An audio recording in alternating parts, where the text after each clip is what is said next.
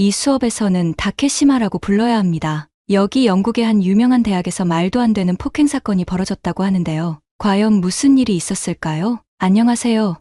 저는 옥스포드 대학교에서 국제관계학을 공부하고 있는 소피아입니다. 제가 지금부터 들려드릴 이야기는 한 작은 섬을 둘러싼 논쟁에서 시작되어 저와 제 친구들의 인생을 바꿔놓은 놀라운 여정에 관한 것입니다. 저는 영국 출신이지만 어렸을 때부터 동아시아 문화에 깊은 관심을 가지고 있었어요. 특히 일본 애니메이션과 음식을 좋아했죠. 그래서 옥스포드에 와서도 동아시아학 수업을 몇 개 듣고 있었습니다. 모든 것은 지난 학기 동아시아의 영토 분쟁 수업에서 시작되었어요. 수업을 맡은 야마구치 교수님은 일본 출신으로 동아시아 역사에 정통하신 분이었습니다. 첫 수업부터 야마구치 교수님은 독도 문제를 다루셨는데 그의 주장은 놀랍게도 매우 편향적이었어요. 야마구치 교수님의 고지식함은 수업 중 더욱 두드러졌습니다. 한 번은 한 학생이 독도에 대한 한국의 입장을 설명하는 발표를 준비했는데 교수님은 그 학생의 발표를 중간에 끊어버렸어요. 잠깐만요. 교수님이 말했습니다. 당신의 발표 자료에는 독도라는 단어만 사용되고 있군요. 하지만 이 수업에서는 다케시마라고 불러야 합니다. 이는 학문적 중립성을 위해서죠. 학생들은 모두 당황했고 발표자는 난처한 표정을 지었습니다. 하지만 교수님, 다케시마라고 부르는 것 자체가 이미 일본의 입장을 전제로 하는 것 아닌가요? 민준이 손을 들고 말했어요. 진정한 중립성이라면 양쪽의 명칭을 모두 인정해야 하지 않을까요? 교수님은 고개를 저으며 대답했습니다. 그건 당신의 의견일 뿐입니다. 이 수업에서는 제가 정한 규칙을 따라야 합니다. 이런 고지식한 태도는 다른 주제에서도 나타났어요. 교수님은 항상 일본 정부의 공식 입장만을 고수했고 다른 해석의 가능성은 일절 인정하지 않았습니다. 한 번은 야마구치 교수님이 초청한 일본 정부 관계자가 특강을 하러 왔는데 그의 주장은 더 놀라웠어요. 다케시마는 고대부터 일본인들의 생활 영역이었습니다.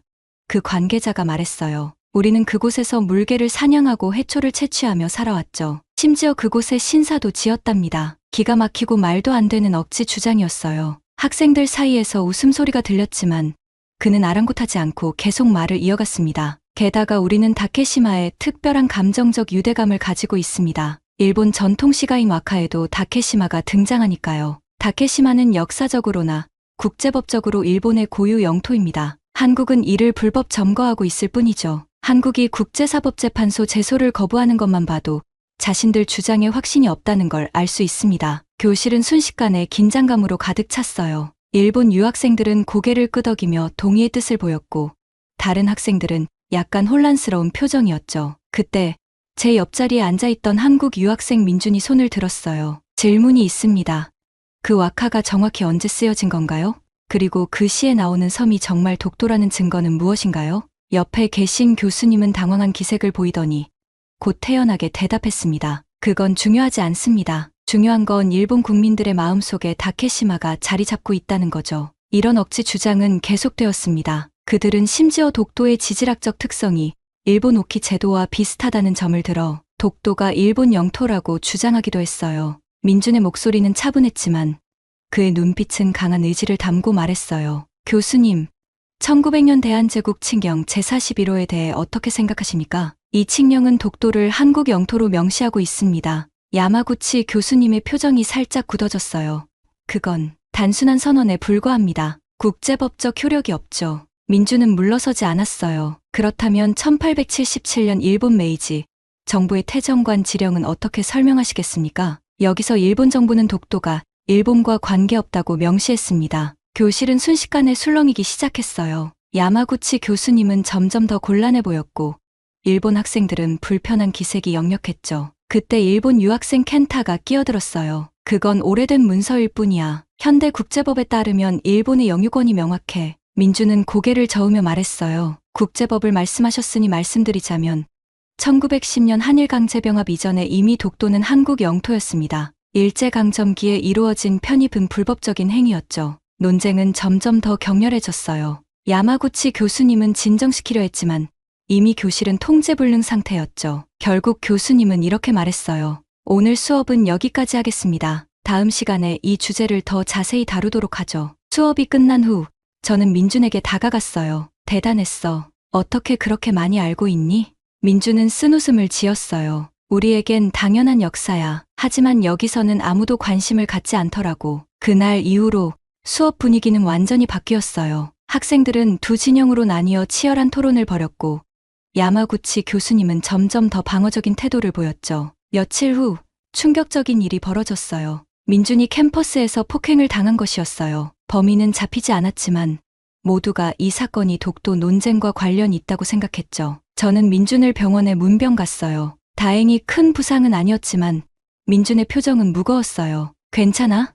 제가 조심스럽게 물었어요. 민준은 고개를 끄덕였어요. 응, 별거 아니야. 하지만 이런 식으로 진실이 묻히는 건 참을 수 없어. 그 말을 듣고 저는 결심했어요. 내가 도와줄게. 우리 함께 진실을 밝혀보자. 그렇게 우리의 독도 프로젝트가 시작되었어요. 우리는 도서관에서 밤을 새워가며 역사 자료를 찾아보았고, 전문가들과 인터뷰도 했죠. 점점 더 많은 증거들이 쌓여갔어요. 한 달 후, 우리는 대학 신문에 독도에 관한 특별 기사를 실었어요. 역사적 사실과 법적 근거를 상세히 설명한 이 기사는 캠퍼스에 큰 반향을 일으켰죠. 야마구치 교수님은 우리를 교수실로 불렀어요. 그의 표정은 엄중했지만 어딘가 흔들리는 듯 했어요. 자네들 기사를 읽어봤네. 교수님이 말했어요. 내용이 꽤 충실해. 하지만 자네들이 편향되어 있다고 생각하지 않나? 교수님, 우리는 단순히 사실을 제시했을 뿐입니다. 만약 이게 편향되어 보인다면 그건 지금까지 얼마나 한쪽으로 치우친 정보만 접해왔는지를 보여주는 것 아닐까요?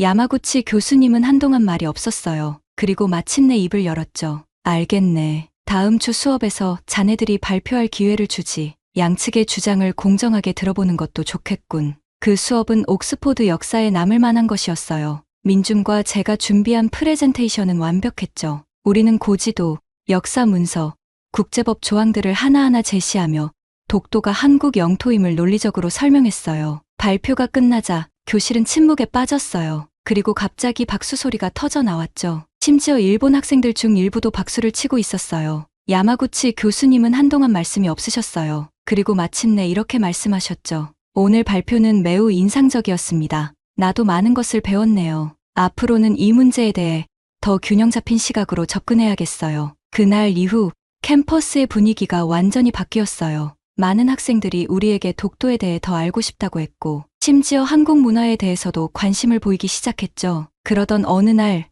민준이 놀라운 제안을 했어요. 우리 한국에 가보는 게 어때? 독도도 가보고 한국의 역사와 문화도 직접 체험해 볼 수 있잖아. 처음엔 농담인 줄 알았는데 점점 더 많은 친구들이 이 아이디어에 흥미를 보였어요. 결국 우리는 10명의 팀을 꾸려 한국 여행을 계획하게 되었죠. 2주 후 우리는 인천국제공항에 도착했어요. 공항에 발을 딛는 순간부터 우리는 놀라움의 연속이었죠. 와, 이게 정말 공항이야? 마치 미래에 온 것 같아. 제 친구 에밀리가 감탄했어요. 정말이지, 인천공항은 우리가 본 어떤 공항과도 달랐어요. 깔끔하고 효율적인 시스템, 최첨단 기술, 그리고 친절한 직원들, 모든 것이 완벽해 보였죠. 우리는 서울로 향하는 공항철도에 탑승했어요. 기차가 부드럽게 출발하자 모두가 놀란 표정을 지었죠. 이 속도가 믿기지 않아. 켄타가 말했어요. 일본의 신칸센보다 더 빠르고 편안한 것 같아. 서울에 도착한 우리는 더 큰 충격에 빠졌어요. 번화가의 거대한 LED 스크린들, 어디서나 사용 가능한 초고속 와이파이, 그리고 편의점에서조차 사용할 수 있는 최첨단 결제 시스템까지. 우리의 첫날은 정말 잊을 수 없는 경험의 연속이었어요. 명동거리를 걷다가 우연히 K-팝 아이돌 그룹의 게릴라 공연을 보게 되었죠. 수많은 팬들이 모여들어 열광적인 분위기를 만들어냈고, 우리도 모르는 사이에 그 열기에 휩싸여 함께 춤을 추고 노래를 따라 부르고 있었어요. 와, 이건 정말 미쳤어. 에밀리가 소리쳤어요. 마치 뮤직비디오 속에 들어온 것 같아. 켄타도 놀란 표정이었어요. 일본에서도 이런 게릴라 공연을 본 적이 있지만 이 정도로 열정적인 건 처음이야. 그날 밤 우리는 한강공원에서 치맥 파티를 열었어요. 민준이 주문한 치킨이 도착하자마자 모두가 감탄사를 내뱉었죠. 이게 바로 그 유명한 한국 치킨이구나. 냄새부터 다르네. 첫 입을 베어 물자마자 우리는 모두 침묵에 빠졌어요. 그리고 동시에 탄성을 질렀죠. 이건 완전 다른 차원이야. 켄타가 감동한 목소리로 말했어요. 우리나라 치킨과는 비교도 안 돼. 다음 날 우리는 DMZ 투어에 참가했어요. 분단의 현장을 직접 눈으로 보면서 우리는 한국의 아픈 역사를 실감할 수 있었죠. 특히 제3당구를 방문했을 때는 모두가 숙연해졌어요. 상상도 할 수 없어. 에밀리가 작은 목소리로 말했어요. 이렇게 가까이 있으면서도 만날 수 없다니. 민준의 표정이 어두워졌어요. 그래.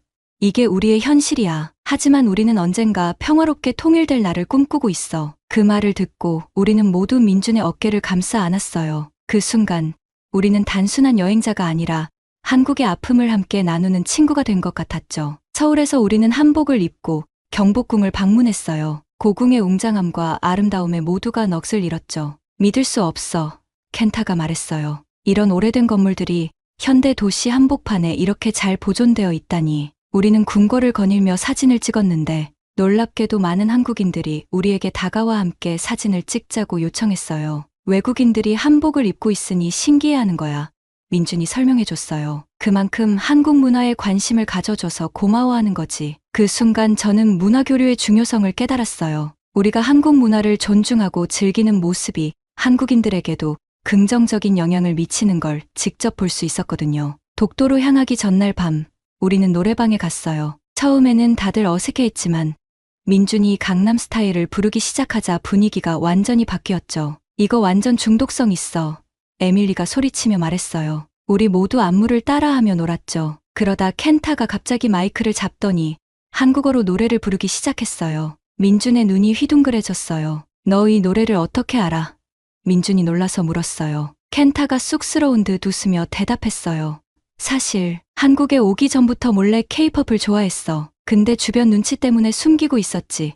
그 말을 듣고 우리 모두 켄타를 껴안았어요. 그 순간 우리 사이에 남아있던 마지막 장벽도 무너진 것 같았죠. 그리고 마지막 날 우리는 독도로 향했어요. 배를 타고 3시간을 달려 마침내 독도에 도착했을 때 우리 모두는 숨을 멈췄어요. 와, 켄타가 작은 목소리로 말했어요. 정말 아름다워. 독도는 우리가 상상했던 것보다 훨씬 더 웅장하고 아름다웠어요. 푸른 바다와 하늘, 그리고 그 사이에 우뚝 선 섬. 그 광경은 말로 표현할 수 없을 정도였죠. 우리는 독도 등대까지 올라갔어요. 정상에 도착해서 주변을 둘러보니 모든 것이 달리 보이기 시작했어요. 이제 알겠어. 켄타가 말을 이었어요. 왜 한국 사람들이 이 섬을 그렇게 소중히 여기는지. 민준이 고개를 끄덕였어요. 그래.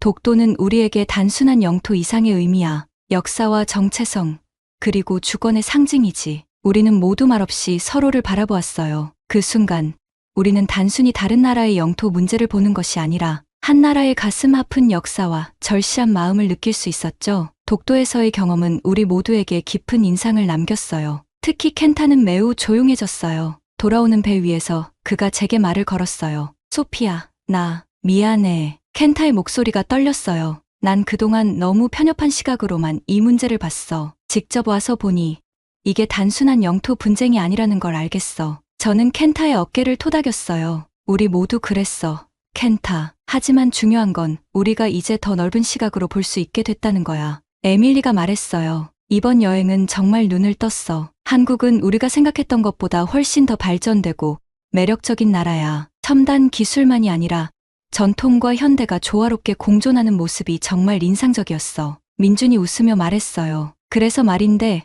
다들 한국에서 유학하고 싶은 생각은 없어? 우리는 모두 웃음을 터뜨렸지만 사실 반은 농담이 아니었어요. 이미 몇몇 친구들은 한국에서 교환학생을 가거나 인턴십을 할 방법을 알아보고 있었거든요. 독도에서 돌아온 후 우리는 부산으로 향했어요. 해운대 해수욕장에서 일몰을 보며 우리는 이번 여행에 대한 소감을 나눴죠. 솔직히 말하면 켄타가 입을 열었어요. 처음에 난 이 여행이 그저 지루한 학술 탐방이 될 거라고 생각했어. 근데 지금은 내 인생에서 가장 의미 있는 경험이 됐어. 에밀리도 고개를 끄덕였어요. 나도 그래. 한국에 대해 이렇게 많이 배울 줄 몰랐어. 역사, 문화, 기술, 모든 면에서 놀라웠지. 저도 제 생각을 털어놨어요. 이번 여행으로 난 편견이 얼마나 위험한지 깨달았어. 직접 보고 경험하지 않고는 절대 알 수 없는 것들이 정말 많구나. 민주는 잠시 말없이 우리를 바라보다가 말했어요. 고마워, 모두들. 너희가 이렇게 한국을 이해하려 노력해줘서 정말 고마워. 이런 게 진정한 문화 교류라고 생각해. 그날 밤, 우리는 부산 국제시장에서 열린 축제에 참가했어요. 길거리 음식을 먹으며 전통 공연을 구경하는 동안 우리는 마치 오래된 친구들처럼 서로의 팔짱을 끼고 다녔죠. 축제의 하이라이트는 소원능 날리기였어요. 우리는 각자 등불에 소원을 적었죠. 난 뭘 적어야 할지 모르겠어. 켄타가 고민하며 말했어요. 민준이 웃으며 대답했어요. 한일 관계가 개선되기를 바란다고 적는 건 어때? 켄타는 잠시 생각하더니 고개를 끄덕였어요. 우리 모두 그 아이디어에 동의했고 다 같이 한일 관계 개선과 세계 평화를 위한 소원을 적었답니다. 하늘로 올라가는 수천 개의 등불을 보며 우리는 각자의 마음속에 새로운 희망과 결심이 자라나는 것을 느꼈어요. 영국으로 돌아가는 비행기 안에서 우리는 이번 여행이 단순한 학술 탐방이 아닌 우리의 인생을 바꾼 전환점이 되었다는데 모두 동의했어요. 다들 약속하자. 제가 제안했어요. 우리가 배운 것들, 느낀 것들을 절대 잊지 말고 계속해서 서로 이해하고 존중하기 위해 노력하자고. 모두가 고개를 끄덕였고 우리는 손을 모아 약속의 의미로 겹쳐 쌓았어요. 영국으로 돌아온 후 우리의 변화는 눈에 띄게 나타났어요. 야마구치 교수님의 수업에서 우리는 더 활발하게 토론에 참여했고 동아시아 문제에 대해 더 균형 잡힌 시각을 가지게 되었죠.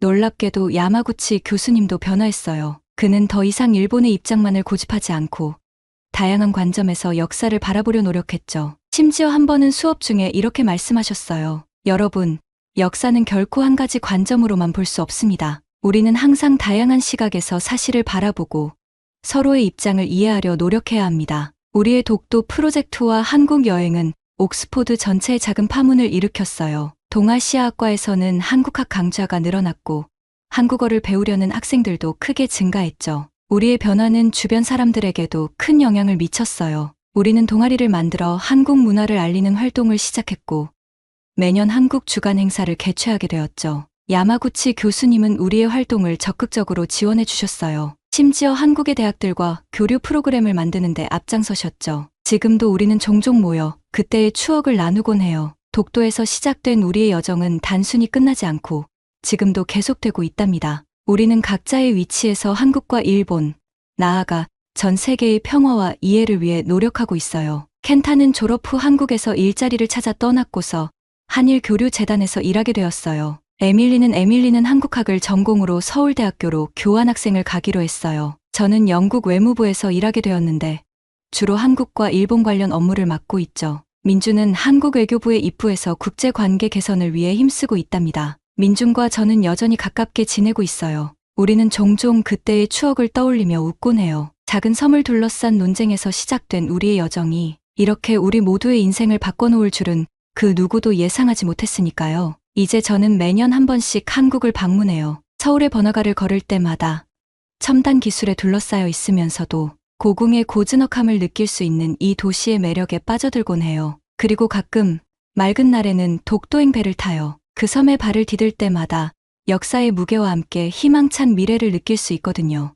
우리의 이야기는 단순한 학술 논쟁에서 시작되었지만 결국은 서로를 이해하고 존중하는 법을 배우는 여정이 되었어요. 독도는 이제 우리에게 단순한 섬이 아니라 열린 마음과 상호 이해의 상징이 되었죠. 그리고 그 과정에서 우리는 더 나은 세상을 만들어갈 수 있다는 희망을 보았답니다. 이 경험을 통해 저는 깨달았어요. 진정한 이해와 평화는 책상 위의 토론이 아니라 직접 경험하고 느끼는 데서 온다는 것을요. 우리가 편견의 벽을 넘어 서로를 이해하려 노력할 때 비로소 우리는 진정한 세계 시민이 될 수 있다는 것을 말이에요. 이제 저는 이 경험을 바탕으로 세계 곳곳의 분쟁 지역에 대해 더 깊이 공부하고 있어요. 언젠가는 이런 지역들을 직접 방문해서 그곳 사람들의 이야기를 듣고 이해하고 싶어요. 그리고 그들의 이야기를 세상에 전하고 싶어요. 우리의 독도 여정은 끝났지만 서로를 이해하고 존중하는 우리의 여정은 계속되고 있어요. 이 이야기가 여러분께 작은 영감이 되었기를 바랍니다. 우리 모두가 조금 더 열린 마음으로 세상을 바라볼 수 있다면 이 세상은 분명 더 나은 곳이 될 거예요. 이상은 영국에서 소식을 전한 소피아의 사연이었습니다. 오늘의 사연이 마음에 드셨다면 구독과 좋아요를 눌러주세요. 감동튜브의 지수였습니다. 감사합니다.